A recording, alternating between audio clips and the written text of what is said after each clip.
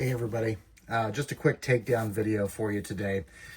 This is the MAC 9 DS1911. This is the 5-inch with the barrel comp single port. I have been on a journey lately of trying to collect all of the $1,000 price point double stack 1911s that are out there right now. 2025 has been a great year for double stack 1911s, 2011s, and the MAC 9 is no exception. In fact, I would say it's almost kind of the premium gun at that price point. I have a number of others that I will start doing videos on, but I wanted to do a takedown video on this gun because there seems to be a little bit of confusion out there. The booklet that comes with the gun is horrendous and doesn't give good information. And there's actually not a great deal of videos out there on YouTube right now of how to do this. So I want to jump right into this. One thing to watch out for is going to be the slide lock lever, which is an extended slide lock lever so that you can reach it single-handed while you're changing out mags. First of all, YouTube, the gun is clear, no mag, so we're operating safely here. So this extended lever, it has a propensity to ride up just a touch, and you just get, I mean, it's a literal 1/16 of an inch, and if that's riding up at all, just like on any 1911 or 2011, it's going to prevent the pin from coming out. And so you want to make sure this is all the way down, and then all you have to do is line up this this little notch right here. It's just barely visible. It's very small on this gun. Line up this notch with the post that'll come out. And so all you're going to do is just go back to that point. And I like to hold it from the front because I feel like I get better purchase on it. Maybe that's just this gun, but just got to find that sweet spot. If you look through, you can kind of see where that sweet spot is, but it's kind of hard to see. It's easy, I promise. There we go. You can kind of see it from the front there if you get the lighting right.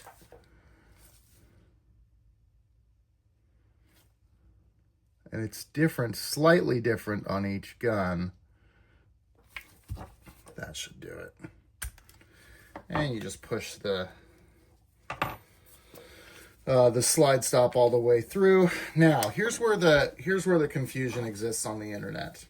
You see this, you see the guide rod, and you see that it's got a hole there. And there's some belief out there that you have to put your tool in there, your pin that comes with the gun, before you take the slide off. But that's not true. With any 1911, you can take the slide off, and then all you have to do is just compress the spring. It's not like it's hard. And put your tool through there, and that will lock the spring up and allow you to push it through.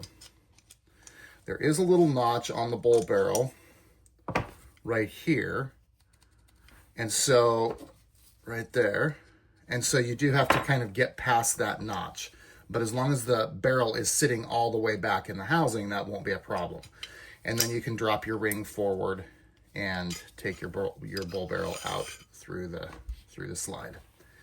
And there you go. Then you're disassembled. In order to reassemble, just do the same thing, but in reverse. Put the ring forward, slide your barrel and spring, or your guide rod and spring back into place, making sure the bushing it goes all the way into place. It'll only fit one way. Well, that's not true. There we go. It'll notch in, but you want to make sure that the spring is in line with the barrel so that it sits against that notch once you take the tool out. So you can put your spring back into its place, compress the spring again just a little bit, and take your tool out, and then gently let down your spring so that it goes back into place against the stop. Now, remember, when you're dealing with a 1911, you got to make sure that the ring is down, because otherwise you won't be able to line it up when you put it back on the frame. So all you're going to do is slide it back into the frame, and you're looking for that ring. So I don't know if you can see. There we go. Try to get it lined up there. There's the ring. And so what you're going to do is take your slide stop and insert the rod through just as a start. Then once that's started through the ring, you can push this back to the original position, and you can see it a lot easier from the outside now. And just kind of work that against the spring that's in here. I don't remember what it's called. And it'll insert. Just make sure you don't push too, you're wanting to push in and up just a touch, but don't push up too much, because if it skips over that stopper, it can scratch your slide, and obviously you don't want to do that. Then you just let the slide down, and you are reassembled. So that's your MAC 9 double stack 1911. This is the 5-inch barrel comp. Comes with the Optic cutout. I'll be putting an RMR cut footplate Optic on there very soon. It does come with, I guess I'll turn this video into a bit of a review as well. So if you're good to go on the takedown stage of this. So thanks for watching that portion of this video. I'll kind of, since I got this gun just yesterday, I'll kind of show, as a review, kind of show what else this gun comes with. A lot of guys don't like the grip safety. I don't mind them as an extra safety precaution, and I've gotten so used to them that I really don't mind them. This one has nice spring to it, and of course you can tune how much tension there is on the grip safety. If you want a real light grip safety, you can take the sear spring housing, the mainspring housing out. In this case, you'd have to remove the mag well, take the pin out, remove the mag well, and then the mainspring housing will slide out, down and out away from that. Then you have to take off the safeties. This is an ambi safety on this one, so you have to pop this plate off, and that will remove this one. And then you can take the trigger and with the plunger and the grip safety, all will come loose at that point. So you can tune that, and you can tune how much tension is on the trigger, the set spring for the weight on the trigger. But anyway, coming back, I like the safety switch. It's really light. It's made nicely against the spring and the stop, where there's not too much tension, and so it's got a good click to it. I'm a really tactile guy, so I like the clickiness and the smoothness and the kind of the fidget toy kind of features of a gun, and this one's got good clickiness to it. So it doesn't matter to me in the long run, but I just appreciate it as I see it. This has got a nice extended mag dumper button. Mag dumper button. Am I the first person to call it that? Anyway, your mag release button sticks out nice and far, and so you can actually get really good purchase on that when you're doing fast mag changes. So that's nice. I've done some mag changes. I have not shot this gun yet, but I've done a number of mag dumps and changes just to get the feel for it, and that's a nice quick button.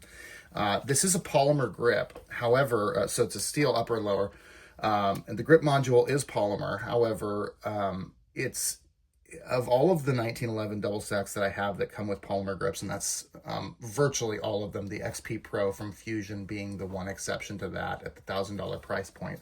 They sent that thing out with an aluminum billet grip module, which is crazy because that's, a $400 to $500 part anywhere else. But I'll do a separate video on that. So as far as the polymer grip modules go, this one is by far the best. It's got really nice, clean grip here, kind of a squiggle finish to it, which is just a nice, I don't know, it grips nicely. Now, again, I have not shot this gun yet, so we'll see when we get my hands kind of sweaty and tired. We'll see after that point how it actually feels. But it feels really good in bare hands, just kind of playing with the gun, if you will.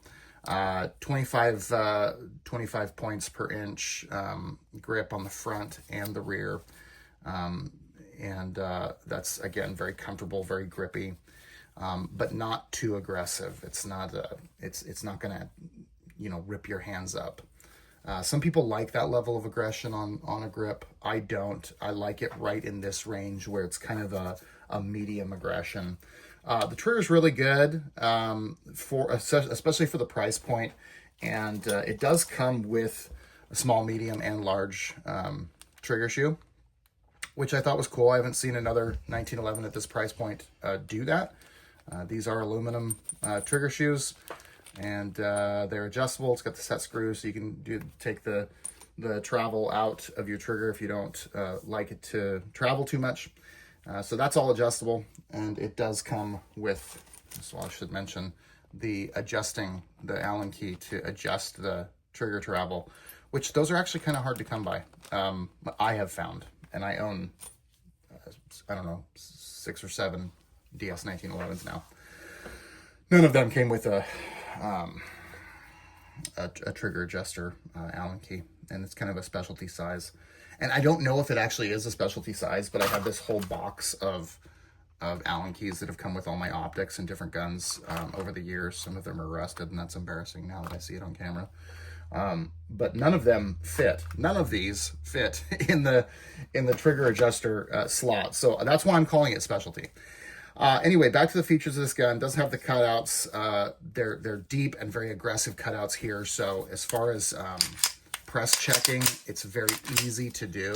That grippiness there is real nice.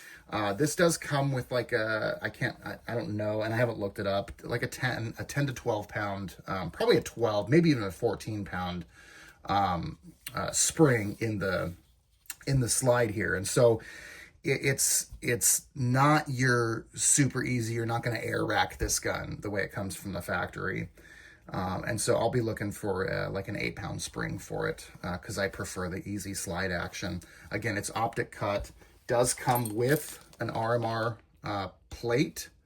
I have yet to even take this out of the package, so I don't know how good or bad this plate might be. It looks decent, and it does come with the, I should just take this out. It does come with the rear sight on the plate, which is nice so that you can co-witness. That's a pretty cool feature because a lot of times they don't come with that. Most of the time they don't come with a plate at all. It does come with, the cutout and the plate that comes from the factory for your iron sights, but they usually don't come with plates, and so that's a nice little feature from MAC. Speaking of MAC, Military Armament Corp is what MAC stands for. This is a Turkish 1911 clone. They're doing good things over there, and in some cases doing bad things. But in this case, I think this is a really good gun. What they do is they wait until the patents expire, and then they're able to mass produce guns. They're able to clone and duplicate guns at a much lower price, and so that's why we get these Turkish 1911s. I have a number of them. They're fantastic. In fact, this and the Gerson Witness Match X, which I also got recently. Both of them fantastic guns. I was shooting the Match X yesterday at the range and really enjoying it. The one thing I will say that's a negative about the Gerson, if you're anything like me, you were looking at both of these guns at the same time. So the Mac 9 and the Gerson Witness Match X.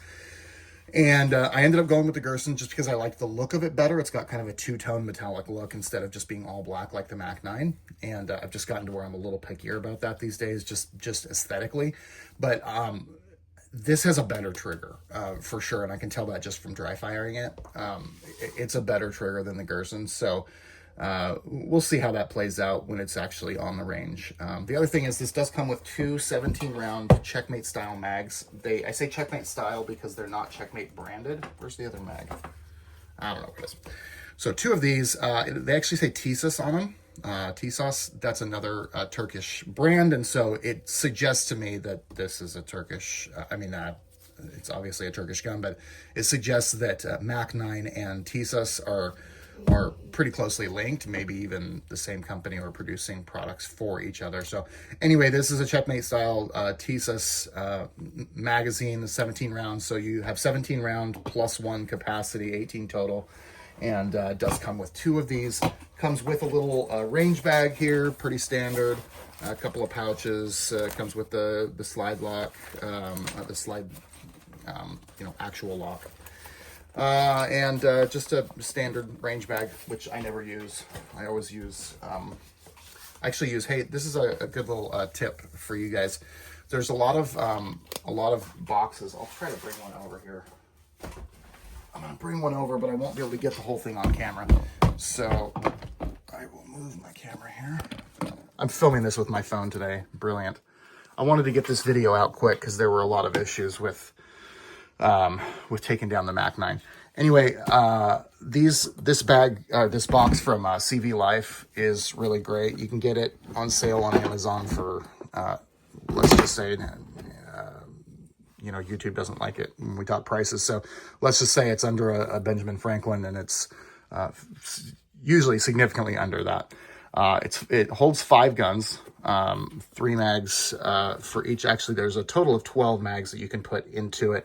This is my range notebook. You have a little rest for sighting in, the good old Walker active headphones, shooting glasses, my oil in here. This is my Altoids, my mints. Got to stay fresh on the range. Actually, it's just a box of tools, little range tools. And anyway, so this is a great box for going to the range. So anyway, I don't use the range bags. All of that to say that. So back to the Mac 9.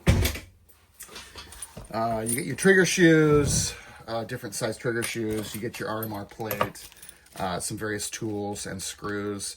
I have heard from other people that the screws for this are truly horrendous. So you would probably want to use the screws that come with your Optic. Hey, speaking of, I want to throw a plug out there to Cyelee Optics, Cyelee. This company is producing really good optics at a really competitive price point. I would say their main competitor right now is Holosun, and they started out on the, especially the Amazon marketplace, much in a similar way that Holosun did.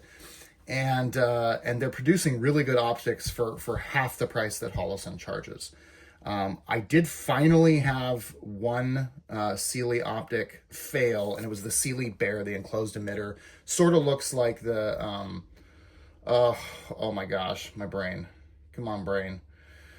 The Acro aim point, sorry. The enclosed emitter. It looks a lot like an Acro, and Holosun makes one that looks like that too.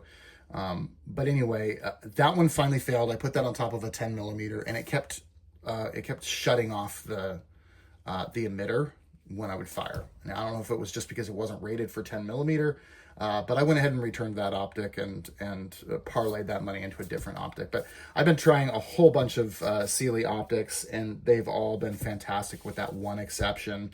And by a whole bunch, I mean I've purchased no less than 20 Cyelee optics, and I have had one fail. So it does happen. You buy enough of them, you're going to find a failure. That'll happen with Holosun too. In fact, I had a Holosun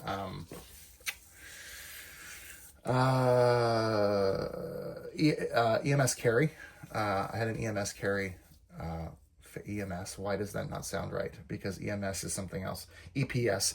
I had the EPS carry fail on me. It was kind of doing a similar thing. But anyway, all of that, so you can mount your RMSC optic on here. That's your standard, going to be your standard size because of the narrow width of a 1911.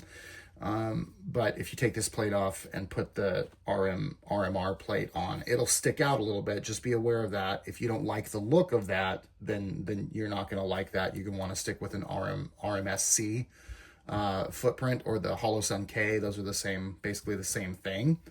But RMR for me opens you up to a whole bunch of larger windowed optics, and I don't mind the aesthetic. Actually, I've grown to kind of like it, of the wider optic footplate and the larger, chunkier optic.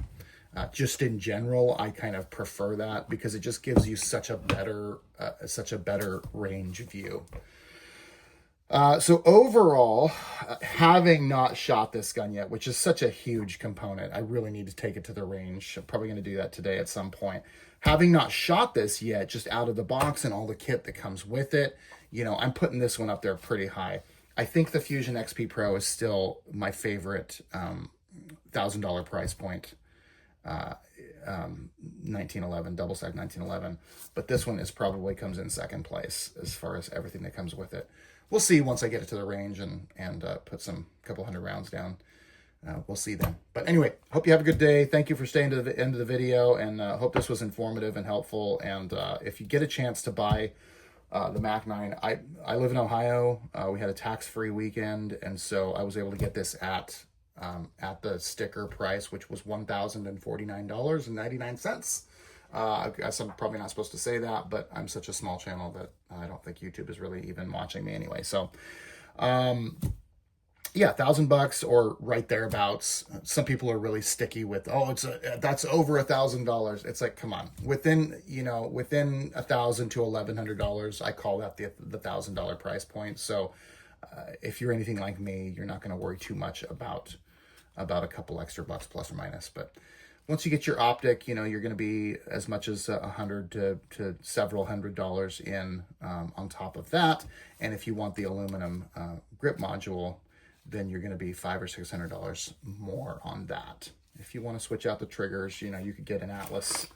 Just happen to have an Atlas trigger come in that I bought for my GLFA Synergy 1911. That's another one I'll do a video on soon. The gold medium shoe and the medium trigger box. I can't remember what you call that.